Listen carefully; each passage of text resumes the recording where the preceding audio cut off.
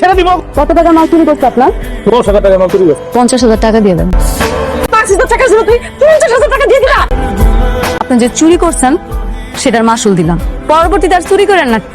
রাতুল না কইলো নাকি লেগো সম্পর্ক নাই, তাহলে দামি গাড়ি লগে আবার কতগুলো বডিগার্ডও, তাই ভাবতেছি না সবাই খালি বড় লোক হইতাছে, কপাল পোড়া। বাবা আমাকে রিজেক্ট করানো হয়েছে। কে করিয়েছে? মেঘলা। বাবা, মেঘলা হচ্ছে ওর প্রথম স্ত্রী। কি একটা বস্তির মেয়ে সালিমা বিল্ডার্স গ্রুপের হেড অফিসে এসে আমাদেরকে রিজেক্ট করে দিল। ঠিক মতো কাজ না পেলে একবেলা খেতে পারে না, সে এটা কিভাবে করবে? না, জানতে হবে কেন আমরা রিজেক্ট হলাম, সেটা আমরা মেনে নেব। যার হাতে থাকুক না কেন, আমি এই হাত উপড়ে ফেলবো, আর এই টেন্ডার আমি আমার করেই ছাড়ব। ওর মতো একটা ফকির কিভাবে ওই জায়গায় গেল সেটা বের করা কি খুব কঠিন কাজ আপনার? অনেকে ওই অফিসে গিয়েছিল কাজের জন্য, তাদেরকেও নাকি রিজেক্ট করা হয়েছে। অনেকের বউ এত পাওয়ার পেল কোথায়? আমাদেরকে যেভাবে এসে বাঁচাইলো, মনে তো হইলো গাড়িতে লাখ লাখ টাকা আছে। তোমরা কি চুরি করতে গিয়েছিলে? কেন আমার কোম্পানির টেন্ডারটা রিজেক্ট করিয়েছো?